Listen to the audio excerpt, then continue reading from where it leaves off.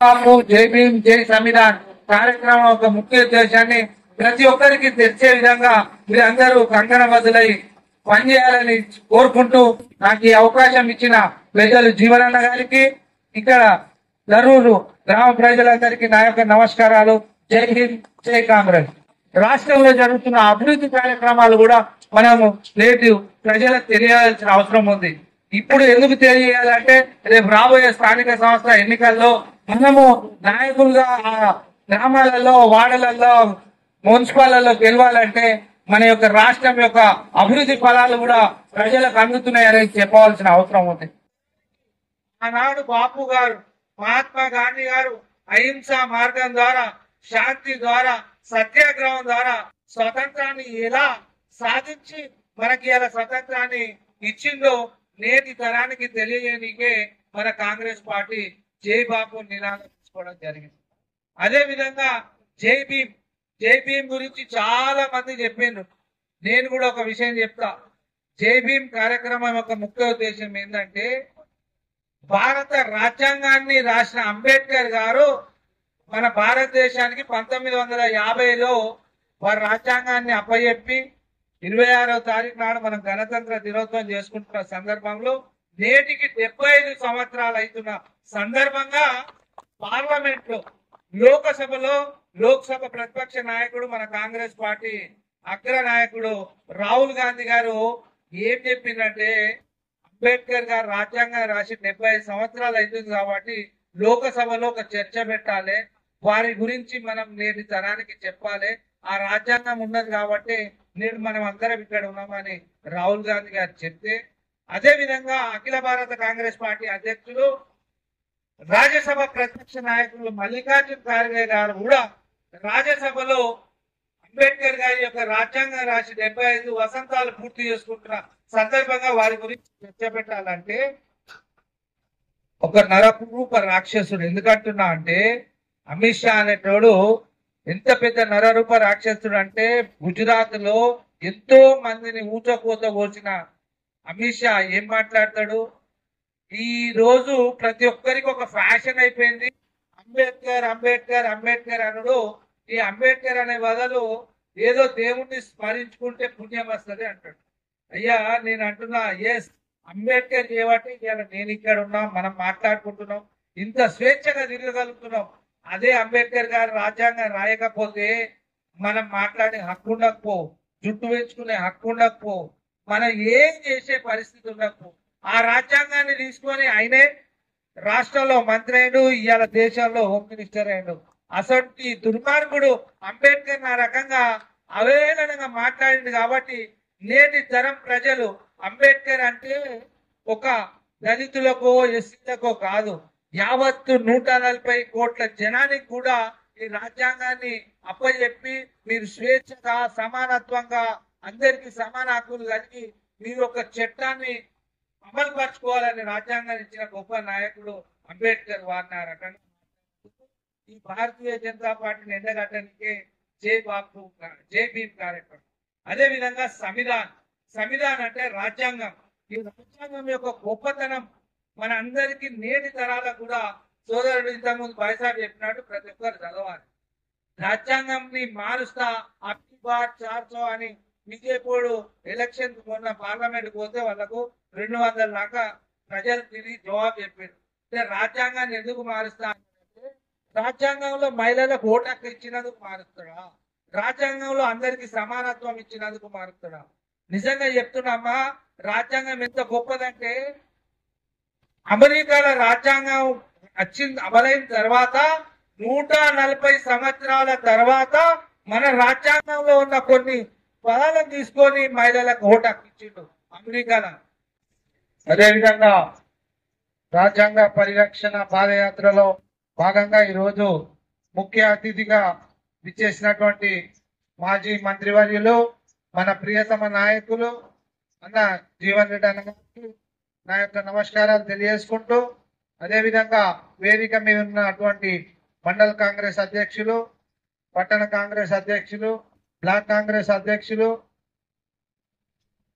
నాతోటి ఎన్ఎస్ఐ సోదరుడు బండ శంకర్ గారు, కన్నన్న గారు, గంగాధర్ గారు, రాజేందర్ అన్న గారు, అందరికీ పేరు పేరున నా యొక్క నమస్కారం. ముఖ్యంగా ఈ కార్యక్రమంలో పాల్గొంటున్నటువంటి కాంగ్రెస్ పార్టీ సైనికులకు, మహిళా మనులందరికీ నా యొక్క నమస్కారం. నిజంగా కూడా జీవన్ అన్న ఎంత గొప్ప నాయకుడు అంటే, వారికి పదవులు అవసరం లేదు, వారి పేరు మీదనే పనులు జరుగుతాయి. వారు ఉమ్మడి రాష్ట్రంలో ఆర్ఎంపీ మంత్రిగా ఉంటే కరీంనగర్ నుంచి హైదరాబాద్ పోనీకి అతి దారుణమైన రోడ్ ఉంటే వారు ఈ రోజు ఉన్న 4 లైన్ల రోడ్డు జీవనన్న గారు వేసిన ఎంత పెద్ద రోడ్డు మీరు చూస్తాం. అదేవిధంగా కరీంనగర్ నుంచి జగిత్యాల కూడా సింగిల్ రోడ్ ఉండే, డబుల్ రోడ్ వేయించిన నాయకులు జీవనన్న గారు. జగిత్యాలనే కాదు, ఆనాడు ఉమ్మడి జిల్లాని అభివృద్ధి వైపు సింగిల్ లైన్ గా నడిపించి అభివృద్ధి పదంలో తీసుకొచ్చిన జీవనన్న గారు నిజంగా కూడా ఈ రోజు గిట్ట మనకు గెలిచి ఉంటే ఎంత పెద్ద పదవిలో ఉంటుండో మనం ఊహించకపోతుంటుంది. నిజంగా మనం అందరము చాలా దురదృష్టవంతులం. లేకపోతే వారే ఉన్నత పదవిలో ఉంటే మనకు అభివృద్ధి, మనమున్నట్టు జీవనన్న ఒక మంత్రిగా రాదు, ఇంకా చాలా పెద్ద పోస్ట్ లో ఉంటుండే. అది మన నిజంగా కూడా బ్యాడ్ లక్. అయినా కూడా జీవనన్న ఇప్పటికీ యువకుని లాగా మన అందరితో కలిసిమెలిసిగా ఒక జననాయకునిగా మన ప్రియత నాయకుడు ఉండు చాలా గొప్ప విషయం. మాకు ఇలాంటి నాయకుడు కరీంనగర్లో లేడని చాలా రోజులు బాధపడ్డ రోజులు ఉన్నాడు. ఎందుకంటే ఎమ్మెల్సీగా ఒక్కడు పోరాటం చేసిండు అన్న. ఎమ్మెల్సీగా 6 ఏళ్లు ప్రతిపక్ష నాయకునిగా ఉండి అపోజిషన్ లీడర్ గా ఉండి ఇవాళ ప్రభుత్వం రానికి వారి బాధ్యత ఎంతుందంటే ఆ ప్రభుత్వాన్ని ఎండగొట్టి తప్పులని కౌన్సిల్ లా నిర్వహించిన మహానాయకుడు మన జీవనన్న. నిజంగా కూడా వారికి నేను హృదయపూర్వకంగా ధన్యవాదాలు. వారి నాయకత్వంలో ఇక్కడ పనిచేయడానికి వచ్చినందుకు, వారు నాకు అవకాశం కల్పించినందుకు ధన్యవాదాలు. అయ్యా, ఇవాళ మనము జై బాపు, జై భీమ్, జై సంవిధాన్ కార్యక్రమం తీసుకుంటున్నాం. ఈ కార్యక్రమం యొక్క ముఖ్య ఉద్దేశం జై బాపు అంటే మహాత్మా గాంధీ గారు ఆనాడు స్వాతంత్ర పోరాటంలో మన కాంగ్రెస్ పార్టీ బెల్గాం పట్టణంలో జాతీయ అధ్యక్షుడిగా నియమింపబడి నేటికి 100 సంవత్సరాలు అవుతున్న సందర్భంలో మహాత్మా గాంధీ గారు మన కాంగ్రెస్ పార్టీ జాతీయ కాంగ్రెస్ అధ్యక్షులై నేటికి 100 సంవత్సరాలు అది అభివృద్ధి చెందిన జీవన్ రెడ్డి గారి వల్లనే తప్ప మనకు గత 10 ఏళ్ళ టీఆర్ఎస్ కాలంలో ఎలాంటి అభివృద్ధి కూడా కాలేదనేదానికి మన అందరం కూడా, ముఖ్యంగా మన దరూర్ గ్రామ రైతు బిడ్డలం ఈనాడు భూముల రేట్లు ఇంత పెరిగినాయంటే వారు వేసిన రోడ్డు వల్లనే తప్ప వేరే గత 10 కూడా అభివృద్ధి కాలేదు. మనందరం చూసినాం సార్. కొంచెం మన దరూర్ గ్రామంలో మన కలెక్టర్ కానీ మెడికల్ కాలేజ్ ఉన్నాయి. మా ముఖ్యంగా దళిత బిడ్డలు పాపం సార్ చాలా రోజులు చూస్తున్నారు సార్. కొంచెం మీరు ఒక 10-20 మందిని అలా పెట్టియాలని నేను కోరుకుంటూ ఒక 2-3 చిన్న చిన్న పనులు సార్ అయితే స్థలం కానీ 2 రోజులు సార్ మీరు ఏదైనా ఈ రోజులు అభివృద్ధి చేసారు మళ్ళీ మీరే చేస్తారని మాకు నమ్మకం ఉంది. మీరు అవకాశం ఇచ్చిన నాకు కృతజ్ఞతలు. ఈరోజు జగిత్యాల అర్బన్ మండలానికి సంబంధించి మన తల్లూరు గ్రామం నుండి బాపు జై భీమ్ జై సంవిధాన్ కార్యక్రమం ఏర్పాటు చేసుకోవడం జరిగిందో దీని నిర్వాహకులు స్థానికంగా నిలుస్తుందో మాజీ మండల పరిషత్ సభ్యులు, ప్రస్తుత జగిత్యాల సహకార సంఘ ఉపాధ్యక్షులు, కాంగ్రెస్ నాయకులైనటువంటి శీలం శ్రీధర్ గారు, వారి తోడుగా నిలిచినటువంటి మొక్కజైన మాజీ సర్పంచ్ అని శీలం మనీష్ అన్న, మరి ఇతర యువమిత్రులు, మా దళిత సోదరులు, మా మహిళలు, ఆడబిడ్డలు,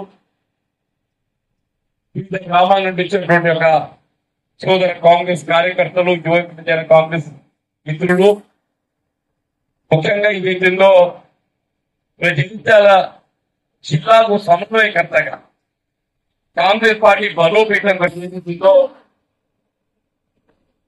నూతనంగా బాధ్యతలు చేపట్టినటువంటి సోదరుడు కరీంనగర్ పట్టణ మాజీ కార్పొరేటర్, పట్టణ కార్యనిర్వాహక అధ్యక్షుడు అంజన్ కుమార్ గారు, డిజిటల్ బ్లాక్ కాంగ్రెస్ అధ్యక్షుడు ఇటు రాజేంద్ర నందన గారు, అటై గోపి రాజేంద్ర గారు,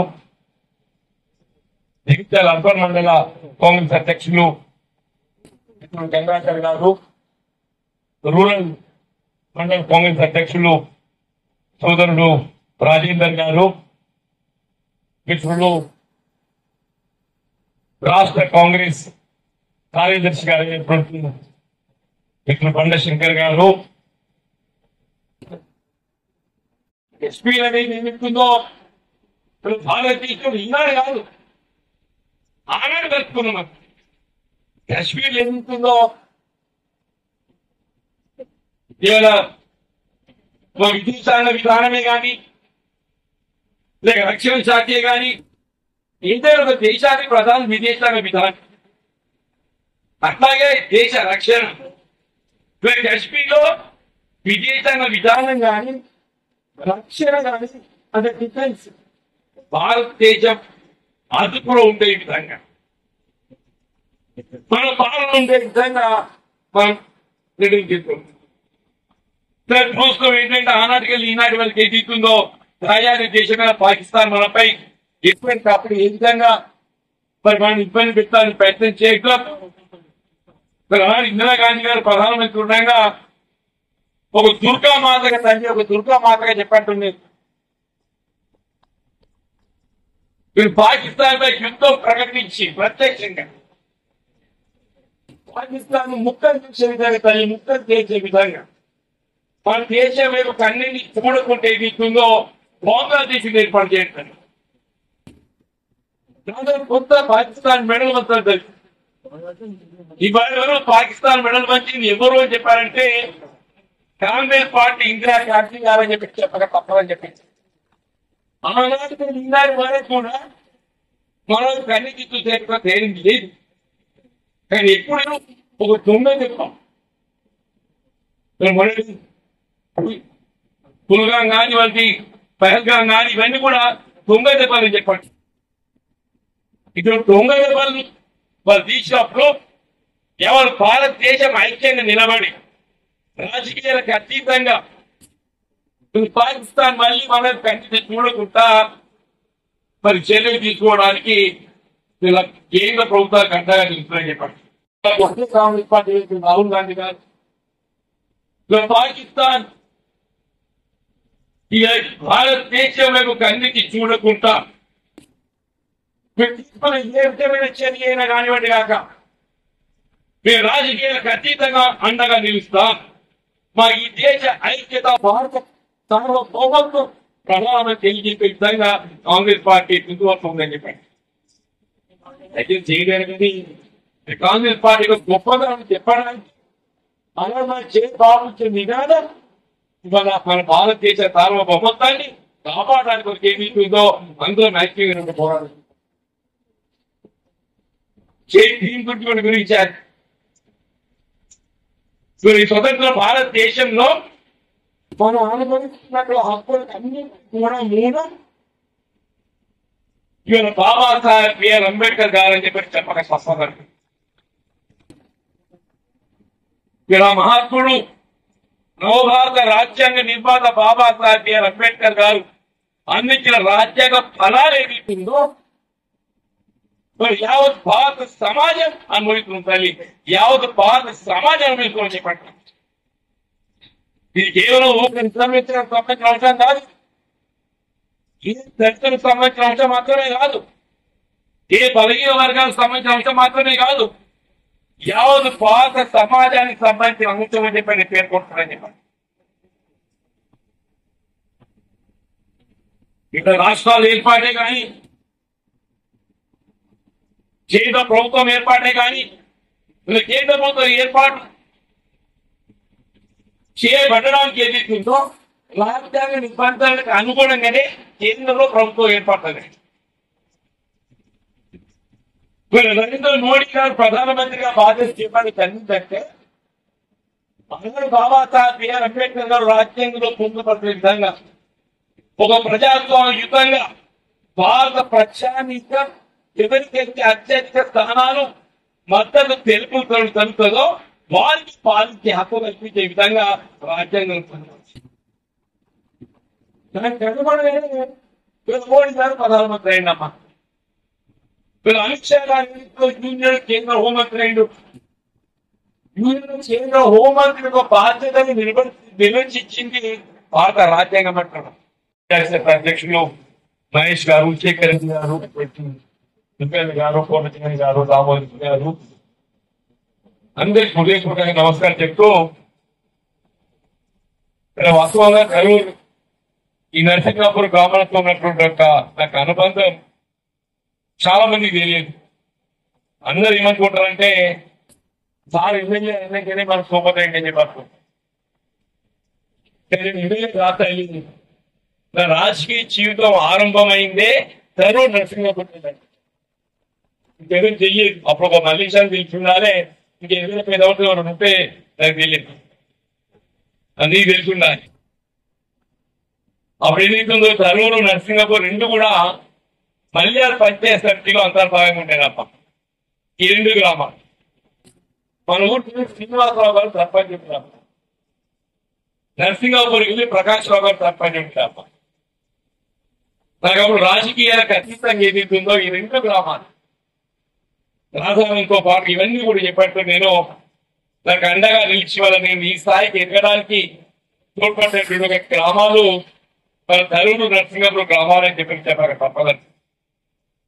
అందుకే నాకు ఏదైతుందో ఈ గ్రామాల పట్ల ఆపేక్ష ఇందుకు చేయాలనే తపన, నాకు వచ్చే అవకాశాన్ని వినియోగించుకునే ప్రయత్నం చేయడం జరిగింది. అంటే మరి జై బాపు జై భీమ్ సంబంధించి మీకు రంజన్ కుమార్ గారు చాలా చక్కగా వివరించింది. జై బాపు అంటే వాస్తవం ఈ దేశ స్వాతంత్రం కొరకు పోరాటం చేసి యావత్ భారత జాతిని ఐక్యంగా నిలిపి ఒక అహింసాయుత పద్ధతి ద్వారా హింసకు తావు లేకుండా ఈ భారతదేశానికి స్వాతంత్రం సిద్ధింపజేసింది పూజ్య బాపూజీ మహాత్మా గాంధీ గారు అని చెప్పి. అందుకే ఏదిస్తుందో మీరు జాతి పిత అంటే మహాత్మా గాంధీ గారిని మనం తలుచుకోవాల్సి చెప్పండి. మరి వివాదాలలో కశ్మీర్ ఉంది. ఇవాళ కశ్మీర్ ఈ పాకిస్తాన్ ఉగ్రవాద విషయం ఏదైతుందో పహల్గాంలో మరి మన పర్యాటకుల దాడి జరిపి హింసాయుతమైనటువంటి దుర్ఘటన చేయడం జరిగిందో దాన్ని కూడా ఇది దురదృష్టకరం చెప్పంటున్నా. యావత్ భారత జాతి ఈ సంఘటనను కనిపిస్తుందని చెప్పండి, తీవ్రంగా కనిపిస్తుందని. ఇప్పుడు అందరూ గమనించాల్సిన తల్లి, ఇప్పుడు భారతదేశం పాకిస్తాన్ మధ్యన కశ్మీర్, భారతదేశము పాకిస్తాన్ మధ్యన కాంగ్రెస్ కశ్మీర్. దేశ స్వాతంత్ర సమయం లోపల ఏదైతుందో కశ్మీర్ ను స్వతంత్ర రాజ్యంగా ప్రకటించారు ఆంగ్లేయులు. వాళ్ళు ఏదైతుందో వాళ్ళు స్వతంత్ర దేశంగా కొనసాగే అవకాశం ఉండే, భారతదేశంలో కలిసే అవకాశం ఉండి ఇచ్చిండ్రు, పాకిస్తాన్ పోయే అవకాశం కూడా వాళ్ళకి ఇచ్చిండ్రు. అప్పుడు మన మొట్టమొదటి ప్రధాని పండిత్ జవహర్లాల్ నెహ్రూ గారు వీళ్ళు ఫారూక్ అబ్దుల్లా గారు తండ్రి షేక్ అబ్దుల్లా ఉండే. కశ్మీర్ ఏదైతుందో జనాభా ముస్లిం జనాభా అధికంగా ఉంటాయి. రాజు ఏదైతుందో హిందూ రాజు, రాజు హిందూ రాజు, రాజ్యం హిందూ రాజ్యం, జనాభా ముస్లిం అధికంగా ఉంటుంది. కశ్మీర్ ఏదైతుందో మన వైపు ఆకర్షించుకోవడానికి కొరకు పండిత్ జవహర్లాల్ నెహ్రూ గారు ఏదైతుందో షేక్ అబ్దుల్లాతో వారికి ఉన్నటువంటి సత్సంబంధాలను వినియోగించి కాశ్మీర్ సెన్సిటివ్ పార్ట్ అంటున్నారు. రెండు దేశాలు మారుతున్నటువంటి పార్ట్ కశ్మీర్ కాబట్టి ఆ సున్నితమైన ఒక ప్రాంతాన్ని గుర్తించి కశ్మీర్ ఏనాటైనా భారతదేశంలో అంతర్భాగంగా మనం కొనసాగింపు చేసుకోవాల్సిన ఆవశ్యకతను గుర్తించి కశ్మీర్ లో భారతదేశం కనుక్కుంటాయి. మరి అటువంటి భారత రాజ్యాంగ నిబంధనలకు అనుగుణంగా నువ్వు కేంద్రంలో హోంమంత్రిగా అవకాశం పొందినవు, నువ్వు ఆ బాబాసాహెబ్ బిఆర్ అంబేద్కర్ గారిని కించపరిచే విధంగా మరి పార్లమెంట్ లో మాట్లాడడం సమంజసమేనా అని చెప్పి అంటున్నా. నువ్వు స్పందించాల్సిన అవసరం ఉందా లేదని చెప్పి అంటున్నా. నేను మిత్రులు అన్నారు మీరు అంబేద్కర్ అంటే దేవుని దర్శనంలో పుణ్యం వస్తుంది. దేవుని దర్శనంలో పుణ్యం వస్తుందా? మన అదే నీకు చెప్పానా? నేను యావత్ హిందూ సమాజం అంతా మనం దేవుని కొలుస్తాం, ఒక ఆధ్యాత్మిక చింతనతో ఏదైతుందో దేవుని కొలుస్తాం, పుణ్యం రావాలని చెప్పాను. ముస్లిం సోదరులు ఏదైతుందో వాళ్ళ ఖురాన్కి అనుగుణంగా, వాళ్ళ ఇస్లాం మతానికి అనుగుణంగా ఏదైతుందో వాళ్ళ అల్లాని కొలుస్తారు, వాళ్ళకు పుణ్యం రావాలని చెప్పాను. మా క్రైస్తవ సోదరులు ఏదైతుందో బైబిల్ ఆధారంగా యేసు ప్రభువుని కొలుస్తారు. ఒక హిందూ దేవుని కొలిస్తే ఎంత పుణ్యం వస్తుందో, ఒక ముస్లిం అల్లాను కొలిస్తే ఎంత పుణ్యం వస్తుందో, ఒక క్రైస్తవ సోదరుని యేసు ప్రభువుని కొలిస్తే ఎంత పుణ్యం వస్తుందో, యావత్ భారత సమాజం ఈ భగవద్గీత లాంటి ఈ రాజ్యాంగాన్ని కొలిస్తే మనకు అంత పుణ్యం వస్తామని. దేవుని కొలిస్తే ఆస్తి ఎవరు ఇచ్చిన మనకు? పాత రాజ్యాంగం ఇచ్చి. మీరు మతోత్సవం ఎక్కడికి వచ్చిందమ్మా తల్లి? ఈ మతోత్సవం ఎక్కడికి వచ్చింది? నేను పాత రాజ్యాంగం కల్పించి మతోత్సవం ఇచ్చాను చెప్పండి. ఆ రాజ్యాంగ నిబంధనలు లేకుంటే నీ మతోత్సవం చేయకొని చెప్పండి. దేశం నౌక దేశంగా మరి పరిణమిస్తుందని చెప్పారంటే అది కేవలం పాత రాజ్యాంగ నిర్మాత అంబేద్కర్ గారికి అనిపించినటువంటి రాజ్యాంగం చూపించారు. అటువంటి యొక్క కించపరిచే విధంగా మాట్లాడటం ఇది పాత రాజ్యాంగాన్ని అవమానించే తల్లి. పాత రాజ్యాంగాన్ని గౌరవించలేనటువంటి వాడికి ఎవరు కూడా ఇప్పుడు పాత పౌరుడుగా ఎదుగుతుందో పాలికలు వీలే తల్లి, పాలికలు వీలేని చెప్పండి. కాంగ్రెస్ పార్టీ ఆలోచన విధానం రాహుల్ గాంధీ గారు కానీ మేకా ఖర్గే గారు కానీ కూడా చెప్పారు. సంవత్సరాలు వచ్చానా పరిరక్షించాలి, రాజ్యాన్ని పరిరక్షించుకోగలిగినప్పుడు మాత్రమే యావత్ భారత సమాజం పరిరక్షించబడుతుంది. ఇది ఇక్కడ పావులుకొని రాజ్యాంగ పరిరక్షణ కొరకు ప్రత్యేకంగా ఎదుగుతుందో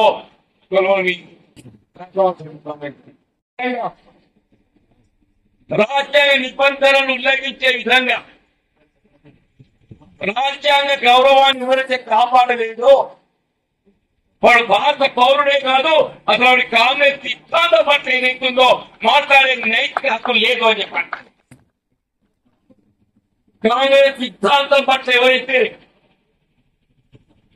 మీరు మాట్లాడ భావిస్తే ముందు రాజ్యాంగాన్ని గౌరవం నేర్చుకోండి, ముందు రాజ్యాంగాన్ని గౌరవం నేర్చుకోండి, రాజ్యాంగ నిబంధనలు గౌరవం నేర్చుకోండి. రాజ్యాంగ నిబంధనలు గౌరవించాలి మాత్రమే కాంగ్రెస్ ఆలోచన విధానం గురించి మీరు మాట్లాడే నేర్చుకుంటుంది. ఒకవైపు ఏదైతుందో రాజ్యాంగ నిబంధనలను ఉల్లంఘిస్తూ రాజ్యాంగాన్ని విఘాతం కలిగిస్తూ కాంగ్రెస్ మొత్తం ఏదైతుందో ఇక్కడే కొనుక్కుందో చెప్పి ప్రయత్నం చేసుకోడు కాంగ్రెస్ అవుతాడే. కాంగ్రెస్ గుర్తుకోవాలని భావిస్తే ముందే రాజ్యాంగ గౌరవం నేర్చుకున్నాం, రాజ్యాంగ నిబంధనలు పాటించడం నేర్చుకోలేము. అప్పుడు ఏ ముసు చేసుకుంటావో అప్పుడు ఆలోచన చేస్తున్నాను ఆయన అంటున్నా. అది లేకుంటే ఏదైతుందో నిన్న ఎలాగ రాజ్యం చేసి 10 ఏళ్ళు రాజ్యం చేసింది ఆయన. నిన్న ఎలాగ 10 ఏళ్ళు రాజ్యం చేసింది అంటున్నా నేను. 10 ఏళ్ళు రాజ్యం చేసి ఇదే దరూరు, నర్సింగాపూర్, మోలే, వెల్దుర్తి, టిఆర్ నగర్ మన ప్రాంతంగా చెప్పండి. నేను మీ అంతర్గామ, అల్తాబాద్, అంబార్పేట ఈ ప్రాంతాలు ఏం చేసిన ఎప్పుడు కనీసం ఆనాడు ఉమ్మడి రాష్ట్రంలో వేసిన రోడ్లకు ఏం చెప్తుందో మరమ్మతులు రెగ్యులర్ చేసినారే.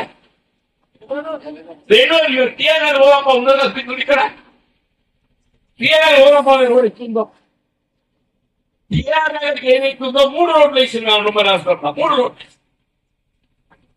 సబ్ స్టేషన్ కానీ పోయే రోడ్డు ఒకటి రాజారంకి చెరువుకి పోయే రోడ్డు ఒకటి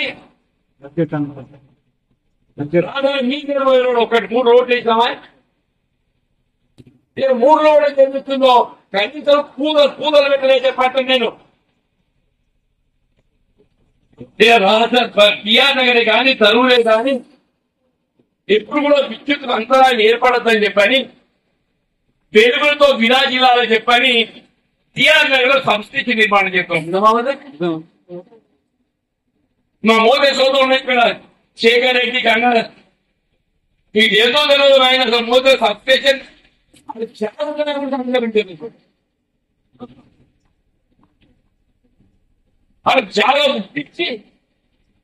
జాగా గుర్తించి మీ మోదీ సబ్స్టేషన్ నిర్మాణానికి ఏం ఇస్తుందో అలాంటి కార్యక్రమం చేపట్టి ఉమ్మడి రాష్ట్రంలో కాంగ్రెస్ పార్టీ అని చెప్పండి కానీ 2009 తదుపరి పెన్షన్ వస్తే ఈ రోడ్లను చూస్తే అటువంటి పరిస్థితి ఇవాళ ఏదైతుందో 10 ఏళ్ళు నిద్రపోయి నీ వైఫల్యాన్ని కట్టిపుచ్చుకోవడానికి వరకు ఆనాడు ఏదో శాతగా లేదు ఇవాళ మళ్ళీ నేను మీ ముసుగేసుకుంటా ఇలా నుంచా చూస్తా అది ఏం చూసింది ఆనాడు అక్కడ సంపాదించి దారాలని చెప్పని మళ్ళీ చెప్పండి మనకు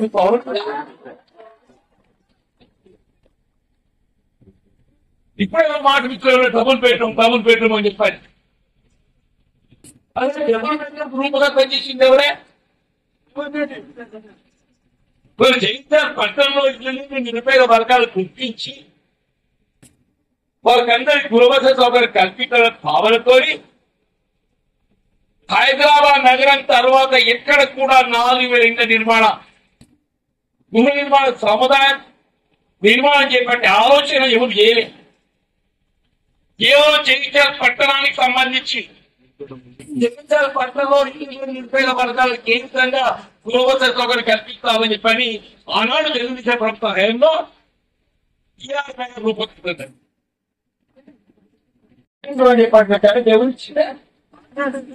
కాంగ్రెస్ వైఎస్ రాజశేఖర రెడ్డి మొత్తం దేశంలోని మొట్టమొదటిసారిగా ఉచిత విద్యుత్ కార్యక్రమాన్ని రైతాంగానికి అందింపజేయాలని సంకల్పించింది కాంగ్రెస్ పార్టీ అని చెప్పడం కాంగ్రెస్ పార్టీ కాదు ఆయన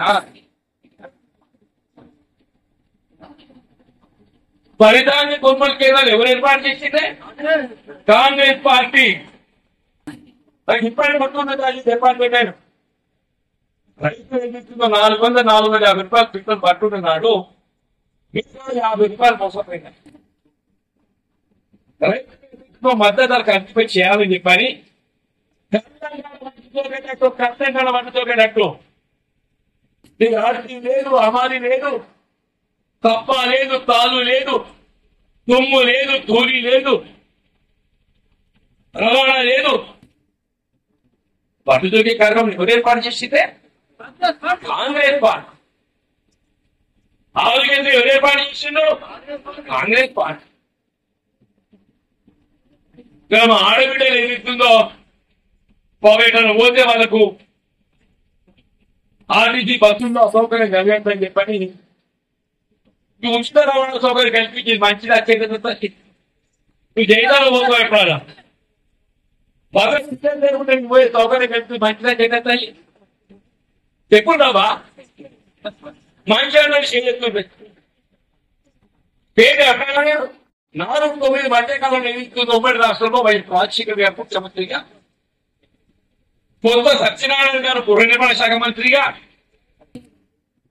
50 ఎకరాల ప్రభుత్వం అందుబాటులో 150 ఎకరాలు స్వీకరించి 4000 ఇండ్లు మంజూరు చేసి నిర్మాణాన్ని కొనసాగించామని చెప్పాడు తదుపరి వచ్చిన ప్రభుత్వం టీఆర్ఎస్ ఈ ఇళ్ల నిర్మాణం ఇస్తే పూర్తయితే ఏడ కాంగ్రెస్ పేరు అందరూ ఈ 4,000 కొట్టింటాయి వాళ్ళు గీసిన ఘనత ఏంటంటే ఈ 4,000 ఇండ్ల నిర్మాణం ఏదైతే పురోగతిలో ఉండేనో బేస్మెంట్ లెవెలే కానీ లెంటర్ లెవెలే కానీ రూఫ్ లెవెలే కానీ 2,000 ఇండ్ల కూలగొట్టి డబుల్ బెడ్రూమ్ కొత్త తెర మీద పట్టుకొచ్చి ఈ డబుల్ బెడ్రూమ్ కట్టడం బట్టి పని అవుతుంది. ఇక్కడ మనం ఏంటంటే తలబెట్టినటువంటి యొక్క ఇందిరమ్మ నిర్మాణ గృహ సముదాయం 90 గజాలు ఇచ్చినామో ఆ 90 గజాల దిగువ ఇవాళ 4 లక్షల నుంచి 5 లక్షల రూపాయలు పడుతుంది. కానీ చాలా విలువ ఇక్కడ 1600 ఇంత అక్షరం లేదు బేస్మెంట్. ఈ ఇల్లు అంతకంటే 5 లక్షల విలువ ఉన్నాయి. ఈ అంతకంటే 5 లక్షల విలువ ఉన్నాయి. నేను టైంలో కూడా డబుల్ బెడ్రూమ్ ఇంట్లో మౌలిక సదుపాయాలు కల్పించలేకపోయినా అది మీ అసమర్థం. ప్రభుత్వ హయాంలో ఏదిస్తుందో డబుల్ బెడ్రూమ్ ఇంట్లో నిర్మాణానికి కావాల్సిన మౌలిక సదుపాయాలు కల్పించలేకపోవటం మీ అసమర్థత అంటున్నా. మీ అసమర్థత కల్పించుకోవడానికి వరకు ఇక్కడ కాంగ్రెస్ పార్టీ మాకు లేదు అనే అనుభవం మాకెందుకు అనుభవం కూడా మాకు ఎక్కువ అనుభవం నాదే నూకవేలే కాదు చెప్పంటున్నా. దేవుని దేవ కాంగ్రెస్ పోతే ఇంకా 3 సంవత్సరాలు పోతుందని చెప్పంటున్నా. జగిత్యాల నియోజకవర్గాన్ని యావత్ తెలంగాణ రాష్ట్రంలోని ఒక ఆదర్శవంతమైన నియోజకవర్గంగా తీర్చిదిద్దుతుందో కాంగ్రెస్ పార్టీ కార్యకర్తల సంకల్పం. ఈ మహానాడు ఉమ్మడి రాష్ట్రంలో వైఎస్ రాజశేఖర్ గారు బాధ్యత వహించినటువంటి నియోజకవర్గంతో పోటీ పడ్డారు. జగిత్యాల ఏదైతుందో జిల్లా కేంద్రం ఇక్కడ కలిగే మౌలిక సదుపాయాలు ఇక ఉండేటువంటి వసతులు శ్రీరామసాగర్ ప్రాజెక్టు వచ్చింది. దాని ఫలితం మనం అందరం కూడా ఏదైతుందో నిశ్చితంగా పట్టుబడి నేను ఎక్కువ టీఆర్ఎస్ అక్కడ మీటింగ్ నేను కూడా చూస్తాను టీవీ చెడగొట్టుడు ఏమంటుంది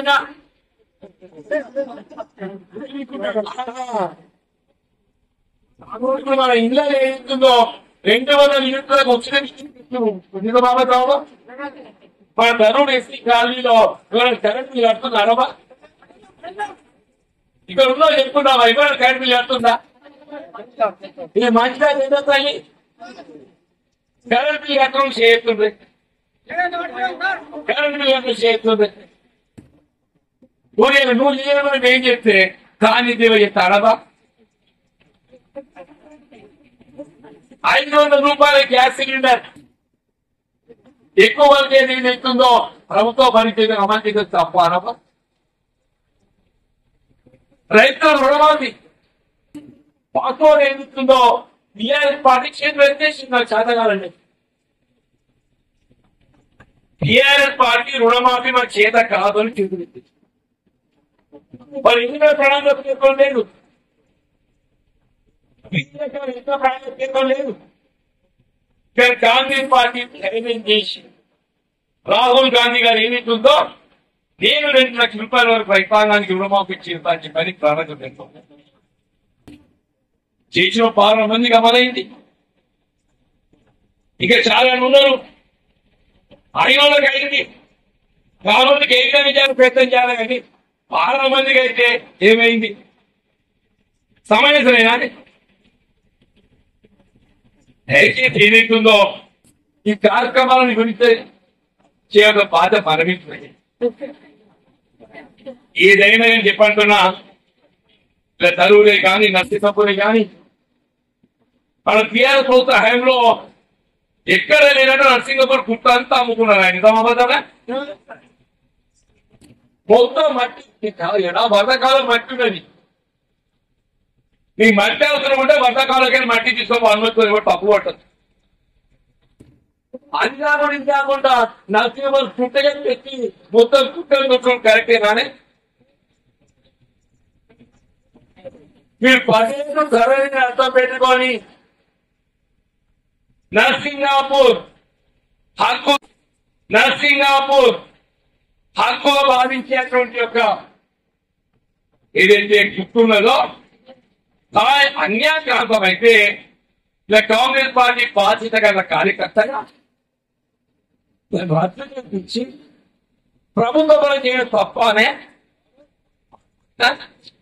మరి మీ టీఆర్ఎస్ సోయలేదా మీ టీఆర్ఎస్ సోయినాది పనిగా మాట్లాడతారు మళ్ళీ మీకు చేసి ఈ విధంగా నేను చెప్పండి నేను మరి జై బాబు జై భీమ్ జై సర్వే ఇంత మంచి కార్యక్రమాన్ని చేపట్టే అవకాశం లభించడం రాజకీయంగా మనకు ఉండేటువంటి అవకాశం ఎవరికి కార్యకర్తలు ఎదుర్కొంటున్నటువంటి ఇబ్బంది మొత్తం చెప్పండి ఇలా 10 ఏళ్ళు మేము ఏదైతుందో టీఆర్ఎస్ తో ఇబ్బందులు కాదు పోరాటం 10 ఏళ్ళు పోరాటం చేసినమే ఆ 10 ఏళ్ళ పోరాట ఫలితం రాష్ట్ర కాంగ్రెస్ ప్రభుత్వం ఏర్పడితే దాని హత్య ఓడిపోతారా పోరాటం కార్యకర్తలకు ఉంటుందా ఈ 10 ఏళ్ళ రాజ్యం అనుభవించి మళ్ళీ తక్కువ చెప్పాలి మళ్ళీ ఖచ్చితంగా దేనికి ఆలోచించండి చెప్పండి నేను అందుకే కాంగ్రెస్ పార్టీ ఒకటి చెప్పింది మంచి 2017 వరకు ఎవరైతే కాంగ్రెస్ పార్టీ పట్టుకుంటున్నారో వాళ్ళు మాత్రమే కాంగ్రెస్ పార్టీని ఆపుకుంటారని చెప్పండి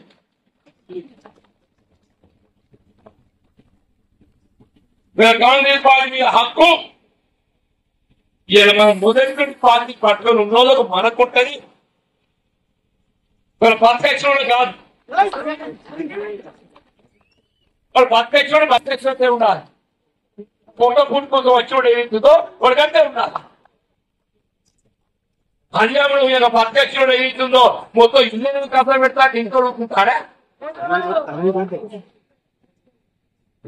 ఊరుకుంటాడా